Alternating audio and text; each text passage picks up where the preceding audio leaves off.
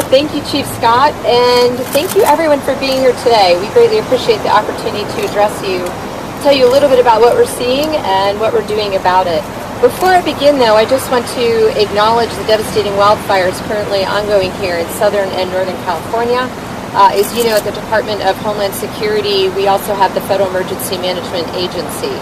We've seen a very unfortunate, significant loss of life, incredible destruction with more than 10,000 homes destroyed to date.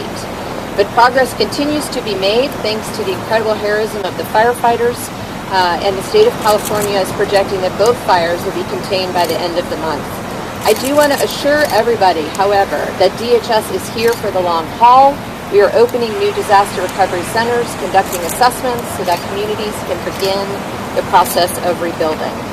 So in addition to Chief Scott, I also want to acknowledge our Director of Field Operations behind us, our Director of Air and Marine, and to thank you all three for your outstanding efforts here in San Diego and elsewhere in the sector.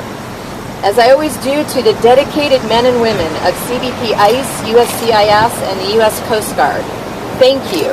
Thank your families for your ongoing commitment to keeping our borders and nation safe and secure. Your country thanks you. We appreciate your efforts each and every day.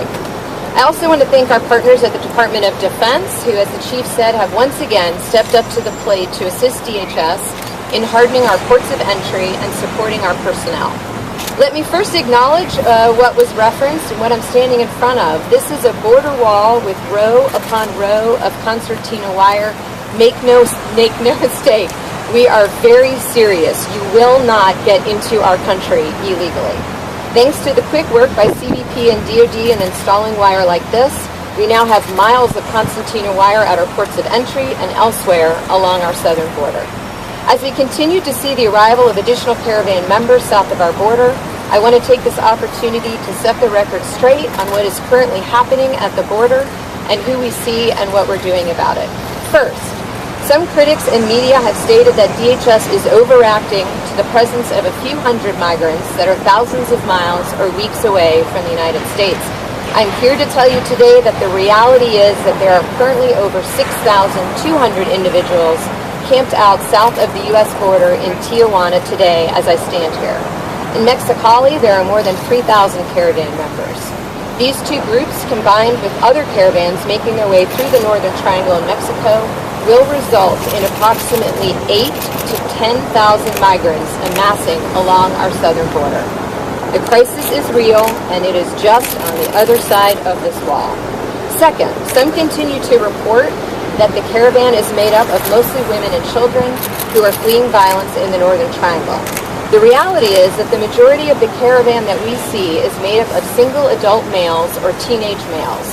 In addition, we have identified over 500 criminals, to include known gang members, contained in the flow of the caravan. To fuel the sympathetic narrative we continue to see repeated in U.S. media, we know that organizers of the caravan have been pushing women and children and others to the front of the caravan in hope that law enforcement will not engage them. This is particularly dangerous given the unusual propensity for violence we have seen in this caravan, the assaults on border police in multiple countries, and the use of incendiary devices. This is not an organic flow of migrants. Third, critics continue to say that all members of the caravan are fleeing violence and thus deserve asylum. The reality is that based on historic trends, intel, and open source reporting, we believe that most of the caravan members will make frivolous or unsubstantiated claims of asylum. Low standards for claiming a fear of persecution have allowed aliens with meritless claims to illegally enter our country, claim credible fear, and then in many cases be released pending lengthy proceedings, generally to disappear. In the last year, only 9%, 1 in 10, of those from the Northern Triangle who applied for asylum were determined eligible by a federal judge. More than 9 in 10 were found not to be eligible or chose not to complete the process. What is clear is that many of those who are here or en route to our southern border via these caravans are economic migrants or are seeking to be reunited with their families already in the United States. Wanting a job is not a basis for asylum under U.S. law. Wanting to be reunited with your family is not a basis for asylum under U.S. law. Wanting to live in the United States, not a basis of asylum under U.S. law. While there are legal ways for individuals to seek all of these outcomes, falsely claiming asylum means that those with legitimate asylum claims are buried in the backlog. Let me be clear, the caravan does not give one a special right to enter this country. Members of the caravan will wait in the back of the line of those already waiting to be processed at our ports of entry. As we are witnessing, caravans are dangerous for migrants. They are preyed upon by criminals, traffickers, and cartels. Our nation is experiencing an unprecedented crisis on our southern border that is the result of specific legal loopholes. I know you've heard me talk about these before, but they are created by poorly drafted federal law and a deeply flawed Ninth Circuit Court ruling. It prevents the detention and repatriation of illegal alien minors and family units. The smugglers know these loopholes exist, and they're taking advantage of us and the migrants who do not know any better. Our weak immigration laws have encouraged caravans to try to break our nation's laws. And once again, I call on Congress to do their job and close these loopholes. I refuse to believe that it is too difficult for Congress to do their job in the interest of national security. This administration will not tolerate frivolous asylum claims or illegal entry. If you try to enter our country without authorization, you have broken the law of the United States. You will be detained, prosecuted, and repatriated. In advance of the caravan's arrival, we have hardened ports of entry, deployed the military, and surged resources. We have worked closely with state and local law enforcement to be able to rapidly deploy where needed. President Trump has also taken decisive action, making illegal entrants ineligible for asylum. Under the President's proclamation, if you enter the U.S. illegally, you will not be allowed to claim asylum. Our generous asylum system is currently being abused, and frivolous claims take away resources for those who are genuinely fleeing persecution. I also want to say that today I am deeply disappointed and troubled by the Ninth Circuit ruling yesterday. As we have seen time and time again, these open border advocacy groups venue shop here in the Ninth Circuit and obtain temporary injunctions that are far outside the judicial mainstream, and in this case will unequivocally make the United States less secure and likely will result in more migrants being harmed by smugglers and gangs attempting to enter the United States illegally. Let me be clear, this court from a chamber in San Francisco has replaced the President's judgment with regard to the fully delegated authority to determine what is a true national security threat to our nation's sovereignty. This is a dangerous ruling, and given last year's Supreme Court ruling on this issue, will undoubtedly be overturned. I would be remiss if I didn't quickly mention the border wall, which remains a top priority for the department and for this administration.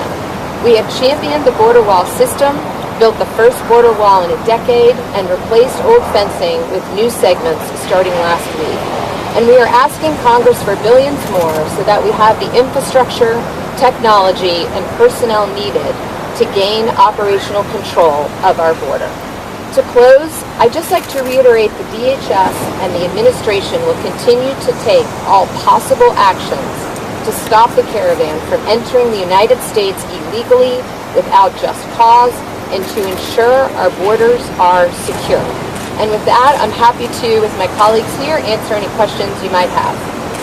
Right here, and the gentleman right here. Secretary, with all due respect, this looks a lot like a photo op. The barbed wire is over behind you. It doesn't extend up to the hill. Why did it stop right there? Well, first of all, in the sea, what you see is United States Coast Guard. I have full faith and confidence that they'll be able to stop anybody that goes that way. Before you came, we saw somebody come through the sea and claim asylum here in front of cameras. And they were stopped and they made an illegal entry. So they will be treated as such. In terms of up the wall, what I would say is this is where we saw the biggest potential place where we did see migrants climbing the wall. Wherever we see them, we will put wire up and we will make sure they cannot enter the country illegally. Right here in the red. What about the judge's ruling yesterday? Are you guys not going to follow that ruling?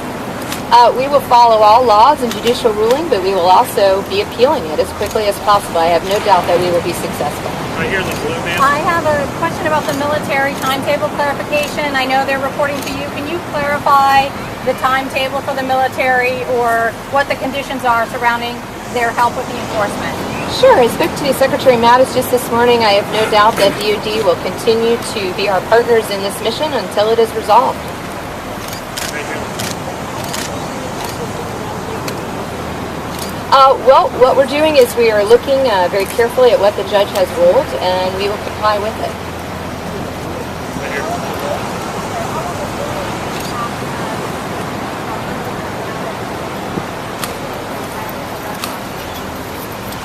Any asylum claims will be treated with respect to the law, but again, what we will be doing is making sure that this is a safe and orderly process. No one gets to skip the line by breaking the law. All right, gentlemen, right here in the blue. Excuse me, Secretary, what does it being resolved look like in your mind?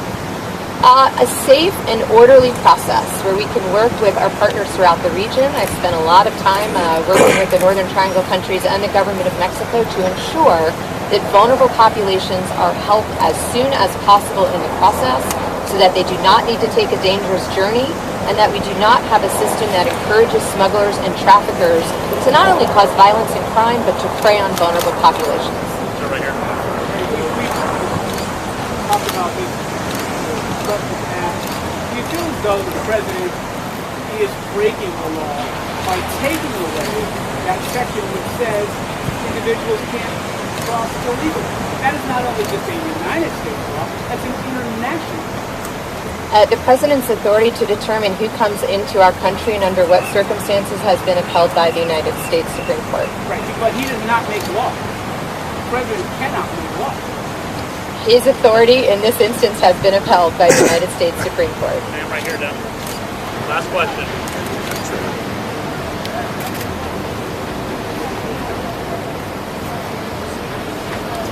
Yeah, so there's some missions that parts of the military have completed. So what you're seeing is a movement of forces. But as I said earlier, I have spoken with Secretary Mattis directly, and I have no doubt they will continue to partner with us in this mission until it is resolved. Right here in the purple. And How we're gonna call about it the local economy, the region that is suffering like crazy in the last couple of weeks because of the situation, the rate of the crossing of those people that choose not to live. One of our missions at the Department of Homeland Security that's also carried out by the gentleman behind me is to facilitate legal trade and travel. We take that mission very seriously. We are working with all parties on both sides of the border to ensure that in the midst of this migrant crisis, we can continue to ensure that legal trade and travel continues. I'm sorry, you want to?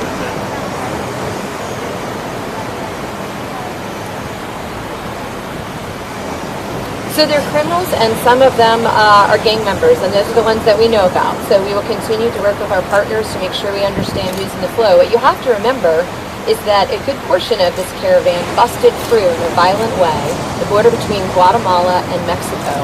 We don't know who they are, so we are working to find out who they are. What we do know, though, is at least 500 of them are criminals and gang members. Thank you, guys. Thank you. How long will Thank you. the troops be here? Thank you. How will they identify the question?